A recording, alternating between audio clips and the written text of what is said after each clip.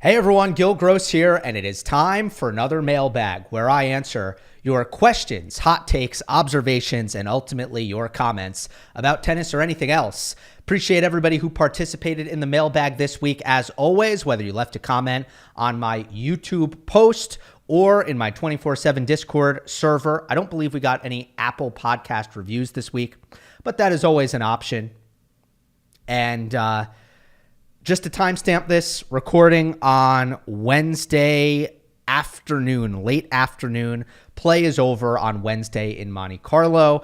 Today was not much of a tennis watching day for me. It was more of a traveling day. I did catch some of it on my phone, particularly portions of the Djokovic Tabilo match.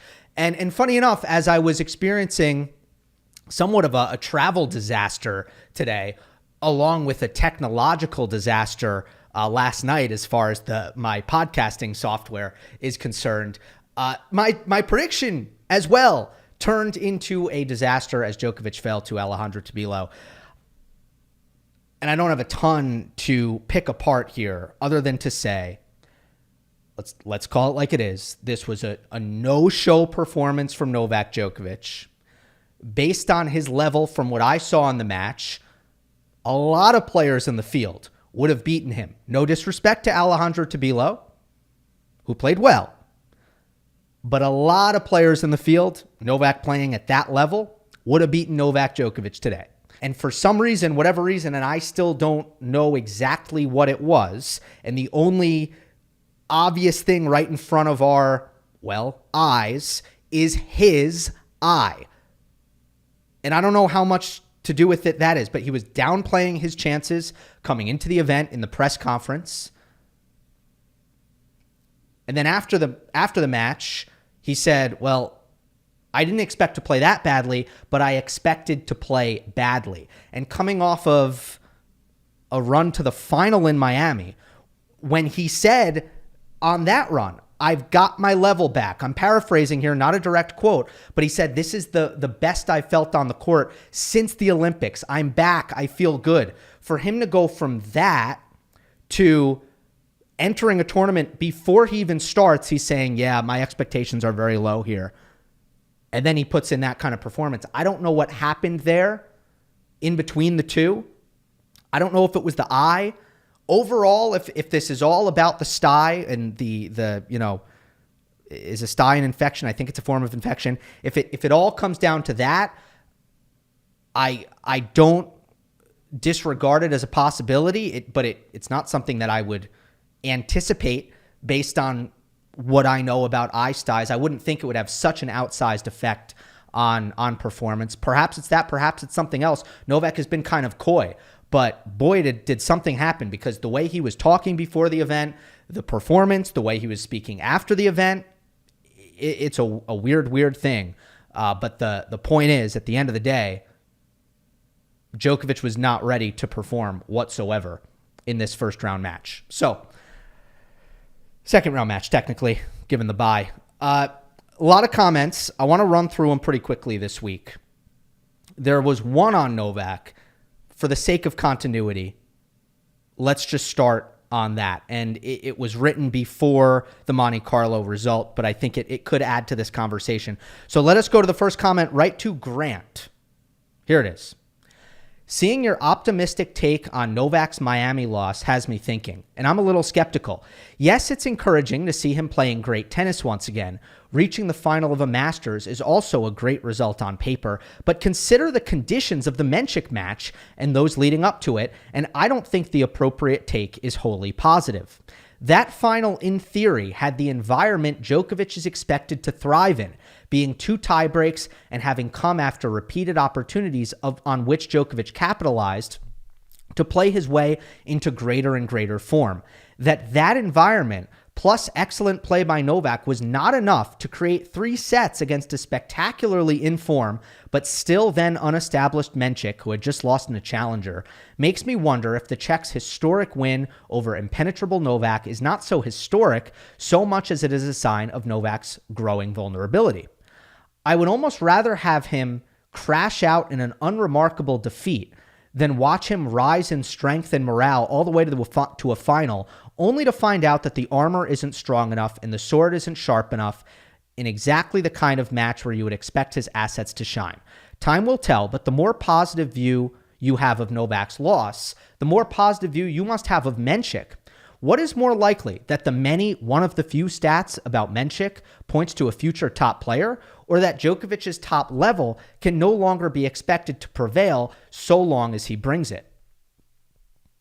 So my answer to your question, and Grant makes a lot of good points here, the answer to the question is neither. I think we're having a disconnect here about the expectations coming in. Like going into Miami, my expectations were extremely low. I didn't think we were going to see a good level from Novak Djokovic because we haven't seen a good level from Novak Djokovic in March or the first week of April. Okay, he came into Miami having not made a quarterfinal in the Sunshine Swing since 2016, and Monte Carlo hasn't been much better over the years. Did make the semis last year and lost to Casper Ruud. But Monte Carlo, by and large, there's been a lot of defeats that have been head-scratching. Now you can add 2025's loss to Tabilo to that list. So my expectations were very low, and here he comes with some of the best serving rhythm I've ever seen from him. Really consistent, controlling the ball off the ground to the best of his abilities. Speed around the court was good. Certainly some subpar fitness in patches for Djokovic, which did cost him in the second set against Mensik. But with my expectations being so low coming in, of course I came away from that run in Miami, even though he lost to Mensik in the final, feeling much more optimistic about Novak Djokovic because I saw that as a building block where he was going to inevitably get better. I was not optimistic, or what's the word you use? I was not so encouraged by Djokovic's level in Miami because I thought it was this unbelievable, spectacular level. Period. I felt it was a spectacular level given the time of year based on what we've seen, which in theory would put him ahead of schedule in his run-up in which he traditionally improves as we near closer to Roland Garros. That was my logic. My logic was not that you take the run at face value and it was so incredible even though he lost to Mensik, right? So that's where I think we have the disconnect. Now this changes it a little bit, what we saw in Monte Carlo, because it disrupts the momentum completely. And it's a pattern that has to be kind of getting to Novak. I mean, look at the last time he played Tabilo. Like, let's just assume that, okay, it was the eye sty this time.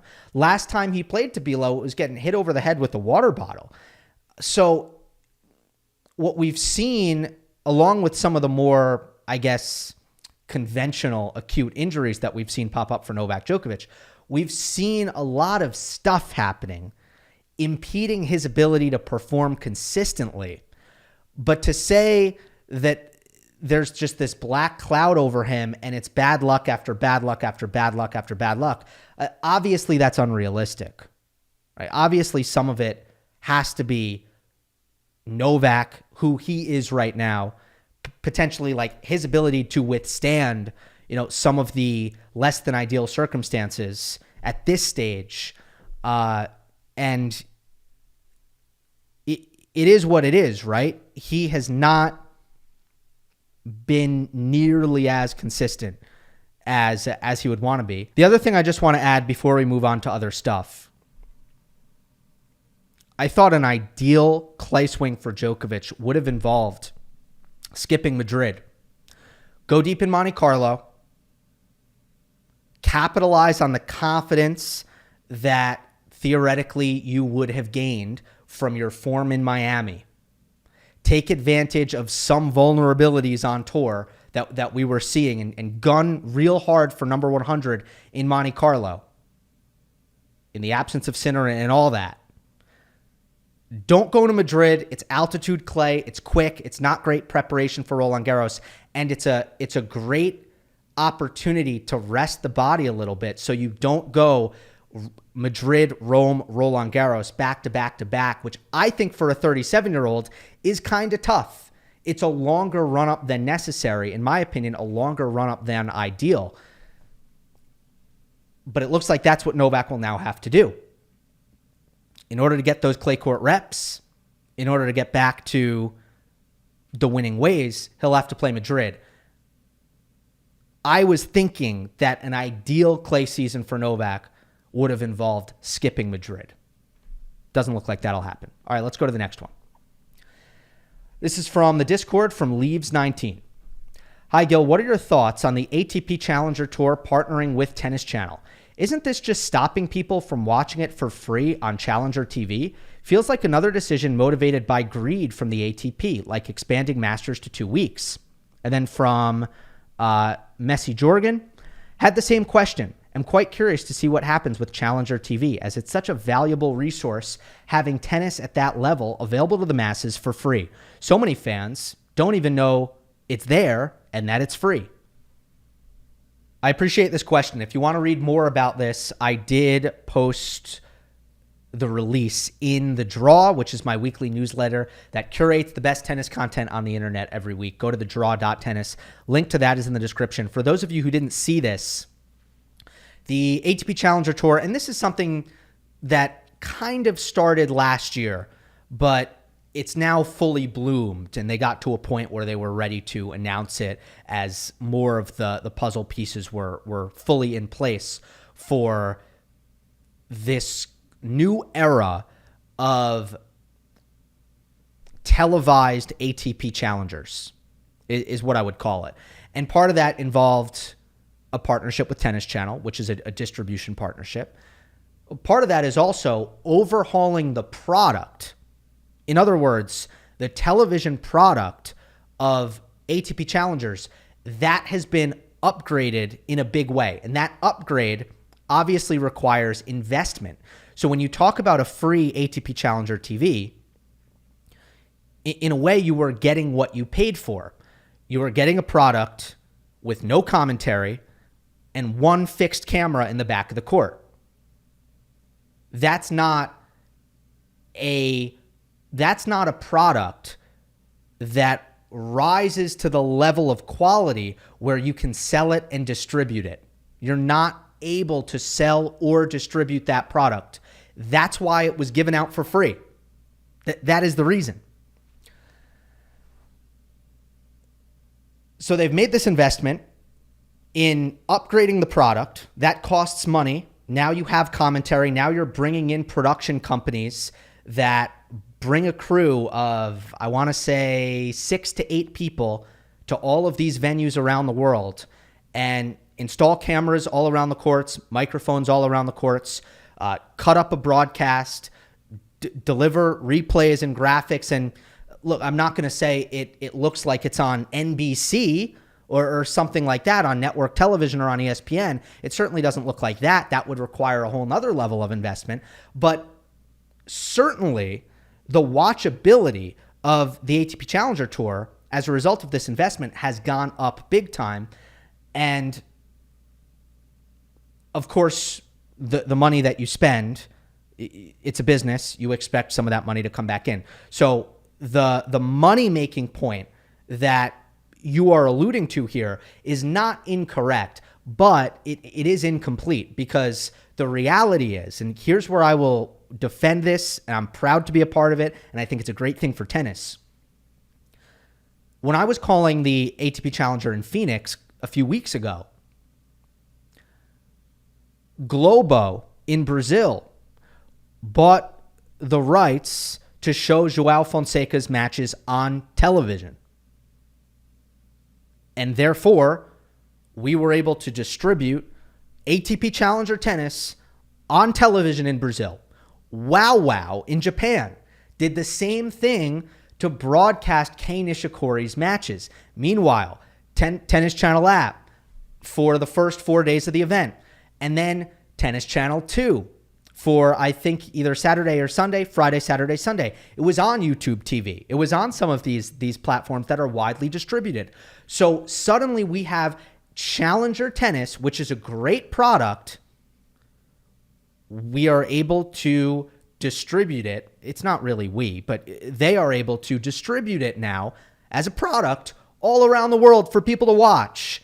Come on. That to me is a great thing, because the way it was before, the Challenger Tour was not going to get eyeballs from some of the diehards, like the folks here in my great Discord. You might have loved the product. It was free. It was always there. Yes, no doubt about it. But that was a barrier. And it, Jorgen even admitted it here, that a lot of fans didn't even know about it or didn't concern themselves with it, because obviously it was a product very much catered to the most die-hard niche kind of tennis fans. And the hope is that with some of the changes that have been made here and the investments that have been made here, that will change, and that the Challenger Tour will become a more mainstream product that will be viewed by many, many more tennis fans than what it was previously. All right? All right. Next one is from 1K1. Hey, Gill, could you quickly address what are the characteristics of a Har Tru court such as Houston, and how that differs from the more usual European clay courts? Thanks, as always. For those who don't know, Har Tru is... I'm not a court expert, so I'm not getting super technical with this, but essentially it's basically concrete, like a hard court, underneath a layer of clay/gravel that is placed on top of the concrete. I believe it's cheaper to maintain than traditional red clay. If I'm not mistaken, cheaper to build, cheaper to maintain. I grew up playing on it in the Northeast. I played on a lot of Har Tru. My experience, and also my observation from watching Houston and Charleston for the most part, particularly Charleston, is that the Har Tru is typically slicker as a surface than red clay. So red clay grips the ball in a way that slows it down. Go back and look at Charleston results. Charleston rewards flat hitters and offensive players. And I'll never forget, a couple years back, there was a journalist, I certainly won't name names here, that would just be unnecessary, but there was a journalist who was reacting to Belinda Bencic's triumph in Charleston. I believe she beat Ons Jabeur in the final there. And there was this whole piece that was all optimistic about Bencic's clay court season because she won Charleston. And I remember I was like, face in palms, like, oh no. No. Not even close. Completely different. Charleston, I think players struggle to move in Charleston, and I think it's really quick. Way quicker than what we see in Rome and Roland Garros. Houston, to me, is a little bit slower, especially when it's super humid, which it usually is in Houston, and it was rainy as well. But in general, it doesn't grip as much. And that affects sliding and movement, and it also affects the speed of the ball. That said, like anything else, I'm sure different Har Tru courts play differently. So it's hard to put it into one box. There's another one from 1K1. Sorry, I try to mix up who I'm taking comments from, but somehow this person got back-to-back. Any thoughts about Cobolli's, Dartery's, and Brooksby's title runs at the ATP 250 level? Sure. Dartery in Marrakesh, I did not see much, to be honest, and I don't really have anything interesting to talk about when it comes to Dartery's run. But the other two I do. So let's start with Cobolli. Big turnaround here, 8-match losing streak at tour level coming into the week, and then he turns around and he wins the title.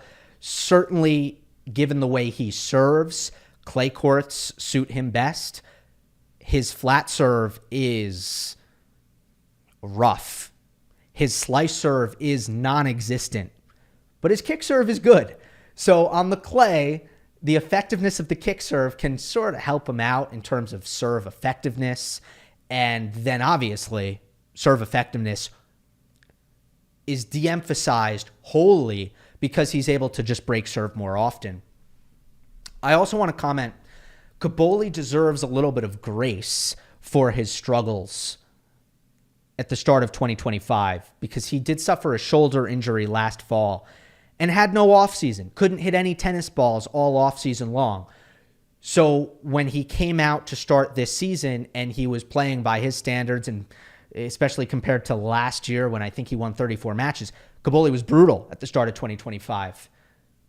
You have to look at the offseason and understand that there was a reason for Flavio's struggles in that context.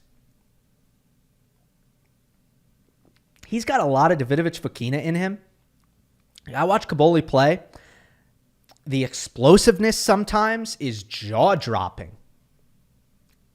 How quick he is around the court, how heavyweight the forehand is. I actually probably like his forehand more as a weapon than Davidovich Fokina off of either wing, but the overall energy that he plays with is also immense. And like Foki, harnessing all that energy is a challenge. That explosivity, making the right decisions, staying consistent, all of that is a challenge for Cobolli. The serve is highly flawed, as I mentioned. But I do think his mental makeup, if we're going to continue with the Davidovich-Fokina comparison, I do think his overall makeup is probably better. I think and I hope that he can do a better job overall of maximizing what he has. The last comment that I have is Cobolli, after winning the title, he kept saying, like, I adjusted something, I made an adjustment, and it worked. And at the end of the day, you rarely hear a player after winning a title say, yup, I just changed this one thing and it fixed everything. So he's being coy about what that is, but I thought that that was interesting. If I get to talk to him at the US Open, maybe he'll be ready to spill the beans at that point. Often players want to kind of keep a secret for a little while, and then once there's more distance, then they'll sort of give it up. So maybe. Brooksby in Houston, he's a very special baseliner. He really is. His timing is impeccable. Ball placement is great. Depth is great. Changes direction super well, both wings. And he's so comfortable on the run. Like, it almost feels like nothing about his ability to produce quality drops off when he's on the move. He almost likes running. And that's pretty special quality. Makes him, I think, a lot tougher to break down in baseline rallies. His consistency and his focus as well, top tier. So the tough baselining style for Brooksby was on full display. The forehand had probably a little bit more juice than we're used to seeing as well, which was nice. But from a storyline standpoint, the thing is with Brooksby, it was another house money situation. It never ceases to amaze me how powerful psychology can be in this sport. We saw it with Mensik, who tried to withdraw in Miami. He literally tried to leave the tournament. And from then on, everything you do, it's gravy. It's icing on the cake. It depressurizes. And Brooksby certainly had that. Didn't plan on playing Houston. Wasn't on his schedule. He was offered a last-minute wild card into qualifying. His coaches said, Jenson, really? Wild card into qualifying? We don't think so. Jenson said, nope. Veto, overruled, we're playing. So they go on over to Houston. Coaches were almost right. Brooksby faced a match point in the first round of qualifying. He faced another match point against Tommy Paul. I think he faced another match point against Alejandro Tabilo.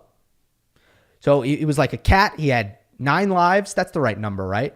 Do cats have 8 or 9? You get the point. He was tough, and he beat the top 3 seeds. And obviously huge for his ranking, which he's trying to rebuild from basically nothing. Houston is an event where normally the field is pretty weakened, but as far as Houston runs go, that is as good as it gets. Next one is from Maciek. Why is Monte Carlo a non-mandatory Masters? Who decides that, and on what grounds? I assume sponsors don't like the fact that major players may simply opt out. That's a pretty good point about the sponsors. I'm assuming if you're Monte Carlo, you can just say, look, these are all the guys who have played the tournament in the past. Okay, Rafael Nadal won our event 11 times. He played it every year from 2005 to 2012. Is that good enough? What do you want from us? At the end of the day, the non-mandatory status of Monte Carlo normally doesn't affect the fields all that much, particularly for the players who actually enjoy playing on clay. Who decides that and on what grounds? Well, think about the scheduling here and all the variables at play. 2-week tournament at Indian Wells, 2-week tournament in Miami, 1 week off, and then Monte Carlo. So you would be making 5 mandatory weeks, of course, dependent on how much you win. 5 mandatory weeks in a 6-week span, which is pretty rough, pretty brutal. Plus, you have a continent change and a surface change. So if there's any Masters 1000 where you want to give the players a little bit of grace based on how they're feeling, potentially, it's this one. This is the kind of thing that the ATP can point to. And again, I don't think it's going to come down to this, but just to throw this out there, because I think it's good for balance, the PTPA obviously claims in the suit, and a lawsuit is by nature a list of grievances. So they have no obligation. It doesn't make any sense for them to be like, counterpoint, like that's never going to be in a lawsuit. So don't get me wrong. I'm being the guy who's saying, here's a counterpoint. It's not the PTPA's job to do this. But in the civil case, in the civil suit that the PTPA filed, they're saying the ATP has no regard for player health. And here's proof that they have no regard for player health. They have 9 Masters 1000s events, and you have to play every one. I'm just saying this is an example of a spot where the ATP can be like, no, we care about player health because for this one, we felt that it's a little bit harder on the players, so we gave them an option to skip it. And if you're a veteran, if you play a certain number of years on the tour, we actually give you an exemption so you can skip it. Like, there are things like that that obviously aren't going to appear in the PTPA's argumentation, but they would certainly appear if the ATP were to retort some of the things that the PTPA have brought down on them. Next one is from member Lindsay Andrew. You can become a member by hitting the join button on YouTube. Contributes $2 a month to the channel. It is a huge help and it is much appreciated. I try to give you some priority in the mailbag as well. All right.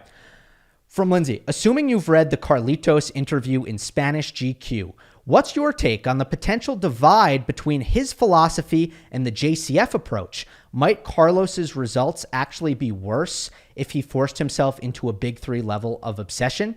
Do his comments change your thoughts on his ceiling? Love the content as always. Thank you. Thank you. For anybody who hasn't read the interview in Spanish GQ, this was an interesting one because a lot of the interview was based on what the journalist had seen in Alcaraz's upcoming Netflix documentary. And the journalist's interpretation of the documentary was that the central conflict in the doc was Juan Carlos Ferrero emphasizing sacrifice, discipline, willingness to suffer, and Alcaraz, on the other hand, emphasizing balance, happiness, well-roundedness, arguing that only when I am in a good headspace, only when I am enjoying myself and my life on this tour, only then can I play good tennis.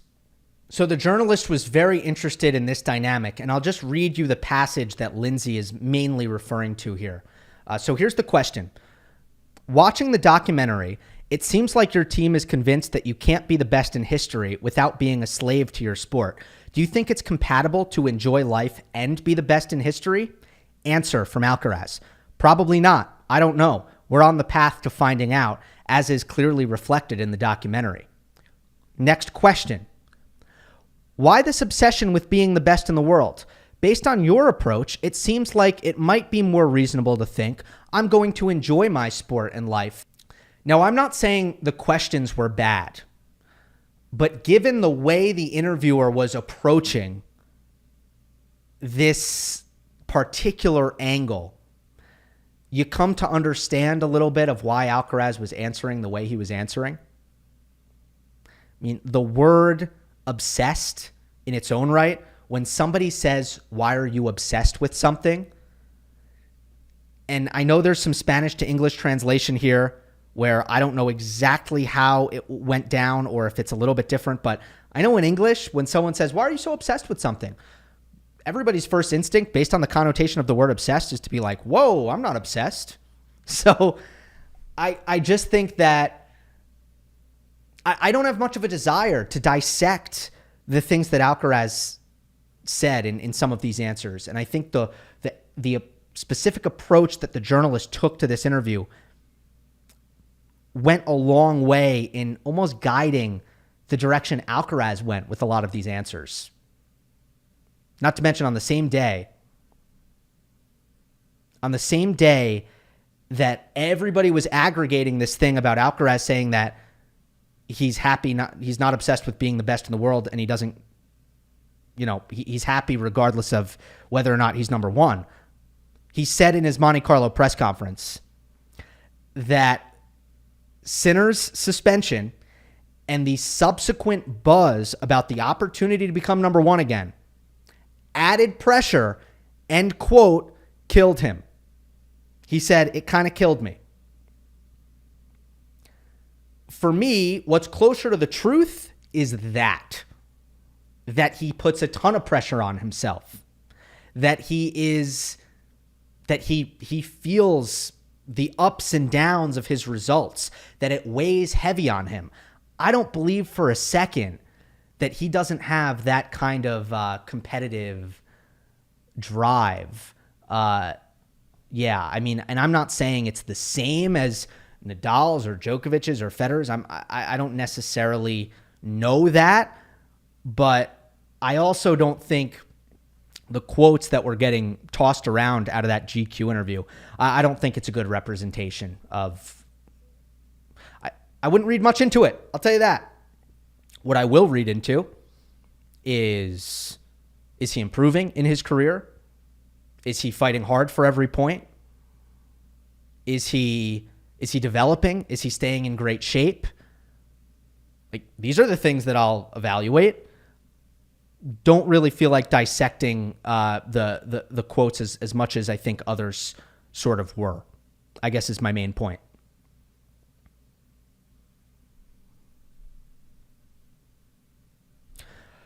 Super long one here from anonymous tennis follower. Hi, Gill. What is up with Iga recently? She seems to be suffering from a lack of confidence, and in all her recent losses, she's making lots of uncharacteristic errors. She's also showing frequent displays of frustration on court to the point where her sportsmanship is called into question. Much has also been made of her not winning a title in a long while. My own opinion, to be completely honest, even as her fan, I am not that concerned, especially in the big picture, because 1, she's still made the quarterfinals of every tournament she's played this year. 2, I have faith that Wim Fizette's coaching and the changes he's introduced will pay off in the long term, even if the results aren't apparent now. And 3, it is completely normal for athletes to go through slumps. Just look at Alcaraz and Medvedev on the men's side. In fact, Rafa was going through a similar slump this time in 2010, and it turned out to be one of his best seasons. However, it is clear that Iga is not in a good headspace now, and I think that is the main reason for her current struggles. There may be technical issues, but I am not good enough to spot them. My best explanation would be to refer to what Iga said herself on social media, because she really wanted to defend the number 1 ranking last year and couldn't because of the suspension for the failed doping test. Now she wants to reclaim it, but because she is defending so many points from this time last year, it dawned on her that she would not be able to reclaim the number 1 ranking for a long time, which she has struggled to accept. In my opinion, this is a good enough explanation, but I also wonder if there may be more going on behind the scenes that we don't know about. Feel free to disagree with me as much as you want. Also, you can talk about some other Iga-related issues that you haven't had the chance to talk about, such as the ball boy incident at Indian Wells and her response on social media. Well, all these things potentially are related. The ball boy incident is probably a part of this entire discussion. And you make a lot of good points here. I'll just say that. I mostly agree with you in all aspects of this. It is not healthy to be focused on becoming number one. It's not healthy to focus on rankings. It's just not. I mean, I've heard Paul Annacone talk about this. I've heard a lot of coaches talk about this. You don't want your player to be focused on rankings. That is a result-based approach. A result-based approach is a pressure maximizing approach. You want a process-based approach. You're focused on the opponents in front of you. You're focused on certain aspects of your game. You're focused on your day-to-day training, your day-to-day fitness. And you are trying as best you can. And this is way easier said than done when I'm sitting in a chair and talking to a microphone. I get it, and I've never even been in this world myself. So I totally understand that. But obviously, this is not a bold statement. It is unhelpful to be so attached to being number one. And for someone like, and it's funny that we kind of had to touch on this with Alcaraz as well. For someone like Alexander Zverev, I get it. Because the moment Zverev becomes number one, even if it's for 1 week, that becomes the greatest accomplishment of his life. That's not the case for Carlos. That's not the case for Iga. When it's all said and done, weeks at number one, yeah, that's a good stat. That stat matters. That stat's meaningful. Year-end number ones, I think those are incredibly meaningful. It's basically the closest thing tennis has to an MVP. It probably means you are the best player in a calendar year, which is really something to be proud of and something to strive for.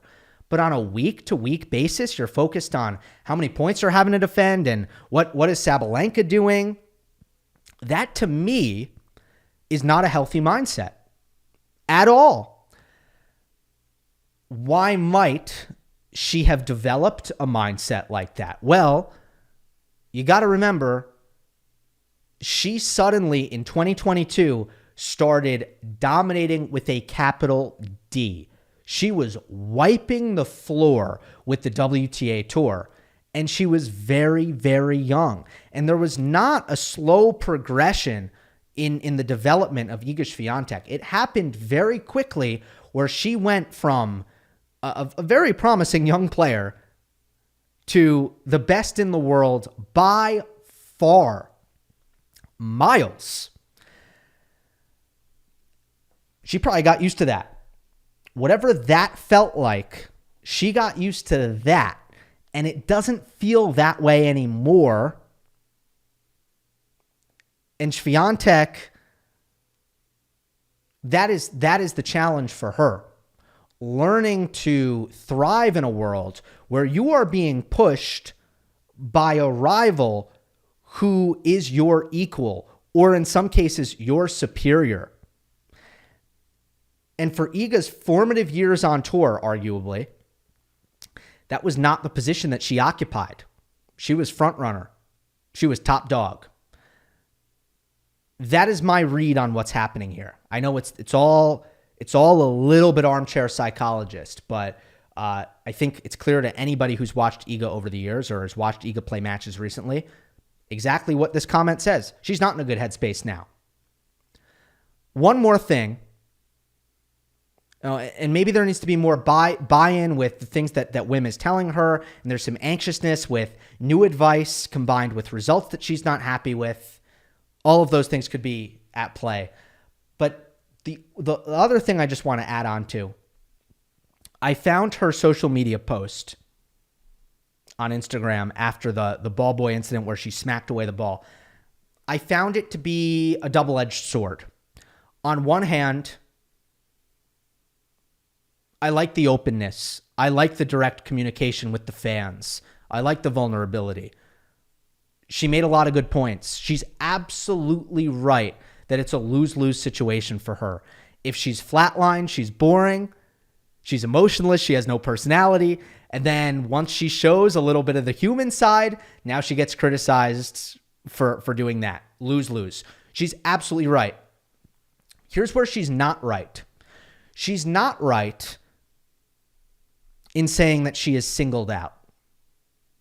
She's just not correct. Every tennis player is being abused constantly on the internet. It sucks, but it's true. She is not special for being abused. She is not being bullied. And I'm not saying it's the same for every player, that there's not levels of severity for it. But for her to say, I'm this player where whatever I do, I get hateful messages. I'm telling you, Coco Gauff is going to say the same thing. I'm sure Aryna Sabalenka's DMs after she loses. You grunt too loud. Everybody gets bullied on the internet. It's the worst. It's horrible. Okay. But also, instead of victim mentality, why is this happening to me? What is it about Iga Swiatek where people want to bully me? You got to look at it, hopefully, as this is just the world we live in now. Let's figure out a way to manage this. All right, next comment from Gruffy. Hi, Gil. A lot of people are saying that the ATP is in a weak or wide open era because of the unpredictability of tournaments with the absence of Sinner. Do you think there is much truth to this claim, or are people too used to the insane dominance of the big three for the past 20 years, and it is actually normal for the playing field to be more even? Let's start with the original claim here. A lot of people are saying that the ATP is weak or wide open, that we are in an open, more wide open era of tennis. In a way, sorry, I roll my eyes at that. I do. How can you say that when we still haven't had a surprising, not one single surprising major champion since who? Gaudio in 2004? Delpo in 2009? Was that shocking? Was Cilic in 2014? Was it that shocking? Certainly not Thiem in 2020. He was the number 2 seed. Let's go back through the last few years. Sinner has won. So Sinner won the first one this year. Last year, 2-2 split between Sinner and Alcaraz. 2023 was Djokovic, Alcaraz, Djokovic. 2022 was Nadal, Djokovic, Alcaraz. 2021 was Djokovic, Medvedev. Until that stuff changes, you got to at least put an asterisk or a caveat before saying that we are in a wide open era on the ATP Tour. You can say that for Masters 1000s, it's become more unpredictable and there's been more opportunity for lower ranked players and unexpected champions at the level below slams. That has 100% been true. The way the Big Four, and Murray is included in this because he was great at the Masters 1000s, and he won a lot of them. The way the Big Four had a lock hold on not only the majors, but also the 1000s. That was certainly what you're talking about at the bottom of the comment here. Unique, unrealistic to expect. This way is much more normal. No doubt about that, considering there are 9 of these things throughout the year, best of 3 sets. A lot of, different things can happen with injuries and circumstance. The fact that there were 4 players so good, so consistent, so reliable, so non-upset prone, playing at the same time, that created a moat around the Masters 1000s as well. Yeah, that was very unique to that time period, I would say. And this is a lot more normal. But the overall statement that the ATP is in wide open era, how could you say that before the slams start to show you that even a little? Because not even 1% has that started to become a reality at the major tournaments? From member Niklas. 2025 marks 4 years since young Alcaraz burst onto the scene. In my eyes, it's been 4 years of more or less similar patterns for him.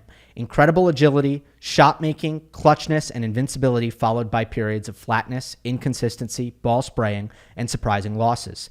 Most people would agree that for Carlos to maximize his success, he needs to find ways to win even on bad days, but that doesn't seem to be automatically written in his DNA.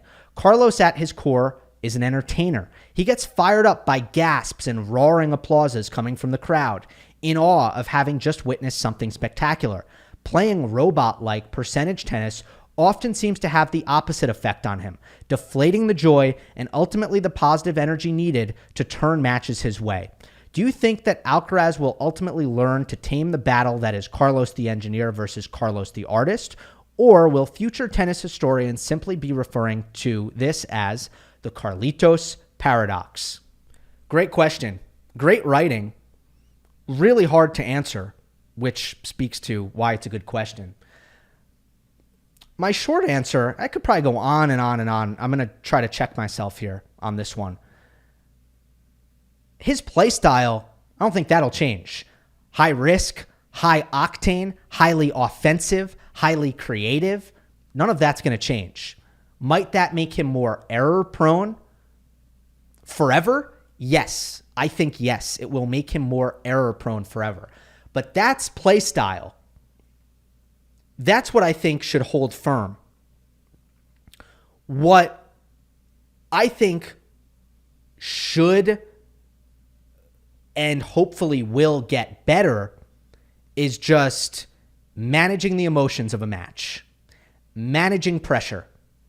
And that's where I think Alcaraz needs to find an identity and needs to find some more stability and some more maturity to play the same way all the time and to try to make the lows not quite as low, to not panic as much tactically, not go into ball basher mode when you're feeling like things are going against you. Keep composure. Don't sink into negativity as easily. Don't lose focus as easily. These are the things that I think Alcaraz... And then, again, dealing with pressure. That is a big one. That is a big one that I'm starting to really hone in on with Alcaraz. Is how does he deal with pressure? What are the strategies there? What is his identity there? And different players handle it different ways. Like Jannik, for me, it's calmness. Never too high. Never too low. Calm. That's the way Sinner handles himself. And I think that's why... that's how he gets himself in the right space to handle pressure. That's my impression of it. We know what Nadal did. Humility. Downplay expectations. Downplay. Novak. The opposite. Own the ambition. State your goals. State them proudly. State them firmly. Accept them. Embrace them. That was Novak's approach. I don't know. What's Carlos's approach? I can't quite square it. And maybe he hasn't found it yet. From Apritchi. What makes a player a good mover on clay? How does it differ to the other surfaces? Who are the top 3 movers on clay? The biggest thing is obviously sliding. Being a good slider. There are levels to traction, right? Hard court has the most traction, so much so that you can get away with not sliding because you have so much traction. You can actually change direction quite quickly by applying a lot of force onto the court without sliding. Grass has the least traction, which makes it difficult to slide in a controlled manner, but we're seeing some players have such impeccable balance and strength that they're able to do it. On clay, it is the ideal amount of traction for sliding. And the best movers on clay take advantage of that with their timing, their balance, and their strength. and their technique when it comes to sliding. Some of that comes down to the strength of your abductors, which are very important clay court muscles. They stabilize the legs when they are under, I'd call it lateral pressure. A lot of trainers on tour do extra abductor and a lot of hip stuff, strengthening ahead of clay season and during clay season to make sure that those smaller but ultra important muscles are primed and developed for sliding specifically. And yeah, I guess I'll leave it at that. Top 3 movers on clay, I'd say Alcaraz, Musetti, and maybe Ruud. I think Casper's interesting because I find his movement to be so much better on clay than the other surfaces. Or at least, at the very least, his defense is so much better on clay than the other surfaces. I'll go those 3.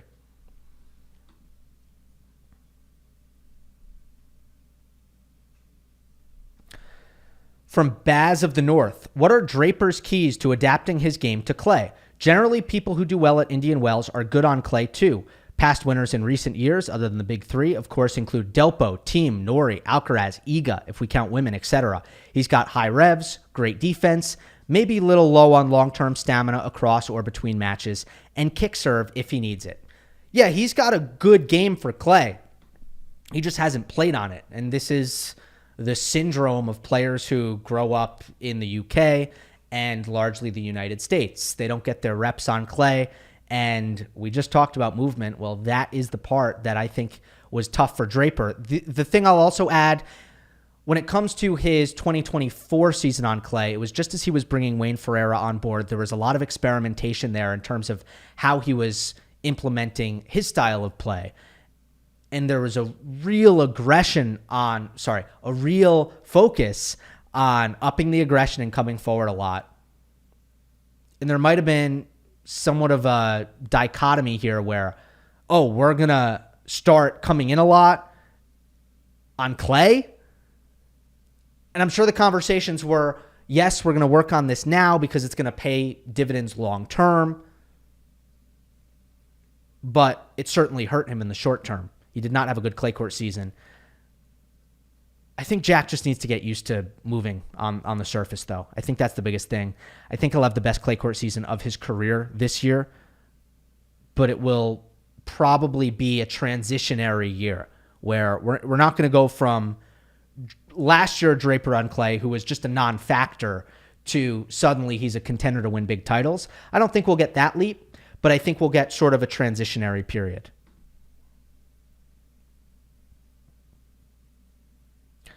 I'm going to try to go real quick on the next few.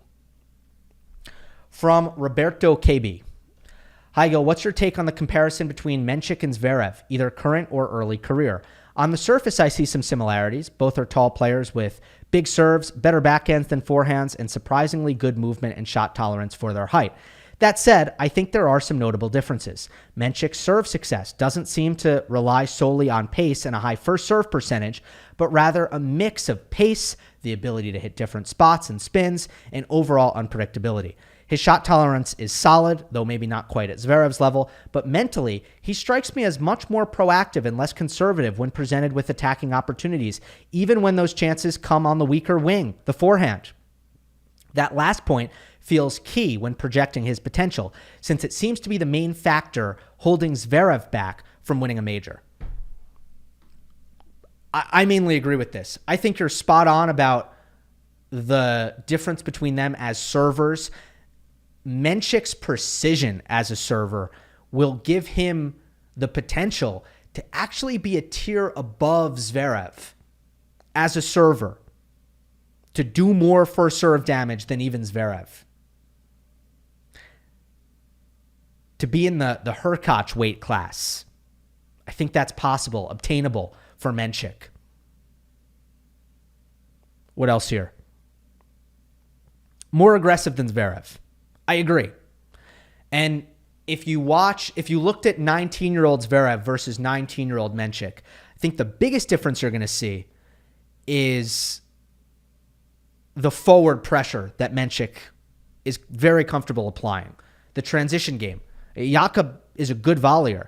Zverev was horrendous at 19. He couldn't volley whatsoever. So that takes pressure off the ground strokes. Mensik doesn't have a heavyweight ground game, but guess what? It's not as much of a requirement to have that heavy power off the ground. If you can change direction well, you can be precise, you can take time away, and you can come forward and you can finish at the net. I think Mensik can do all of those things. So he does have an easier path to offense compared to Zverev. And by the way, I know they're both backhand guys. I think Mensik is more comfortable taking the backhand down the line than Zverev. For as great as Zverev's backhand is, it's more of a cross-court weapon. He's not the best redirector on it. It's so good because of, how big and consistent he can hit it in the cross-court. But I don't think he is as precise on his redirections compared to Mensik.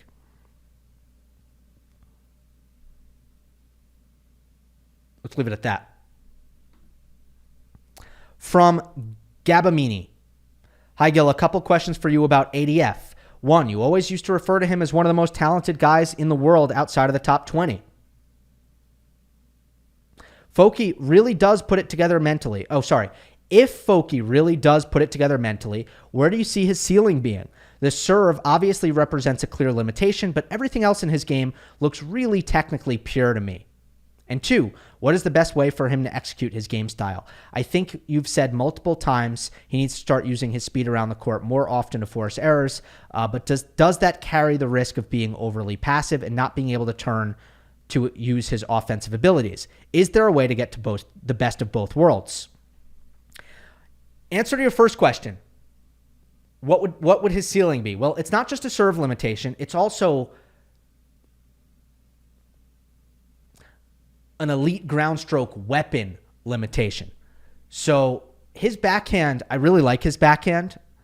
The forehand has a lot of juice. There's venom in it, but it's a bit leaky. It's the more unreliable wing of the two. Neither are elite. So he's not like Casper Ruud, who falls behind a lot of the players in that top 20 range when it comes to serving, but he's got that awesome forehand that really makes up for it and provides him that path to win short, simple, easy points. ADF doesn't have the serve. He also doesn't really have that big forehand to back it up. The backhand doesn't really pick up the slack. No backhand really picks up the slack for players who don't do huge damage off the forehand wing. So, Tommy Paul. Tommy Paul is the guy. I see very few arguments that if you, and by the way, this is kind of unrealistic to even go here, but if you really rounded out Foki's mental game, you smoothed all the edges out, why couldn't he be as good as Tommy Paul? What can't he do as well as Tommy? That's the question I would pose. So, borderline top 10 would be my answer for what's his max potential. Borderline top 10. Now you're asking about how he should play in terms of aggressive versus being overly passive. Look, same thing that I would say about Holger Rune. You don't need to tell a player, hey, be more aggressive, or hey, be more passive. It's about, at a certain point, to a certain extent, it's play properly. Make great decisions based on the reads that are available to you. Defend when it's appropriate to defend. Play neutral when it's appropriate to play neutral. Attack when you have high percentage opportunities to attack. Attack in a high percentage nature when you are attacking. What are the things that go into that? It's reading the incoming ball, reading your court position, reading your opponent's court position, and also taking into account some of the things that you know about your opponent from a strategical standpoint. That's what I want to see from guys like Holger Rune and Alejandro Davidovich Fokina. I don't want to see them as a whole get more defensive. That's not really what I'm looking for. Maybe in some cases, like sometimes Holger seems to think that he needs to play like Chris Eubanks or something. But for the most part, it's not about get more defensive. It's about make the smart reads, whatever that read is under that particular circumstance. You know what I mean?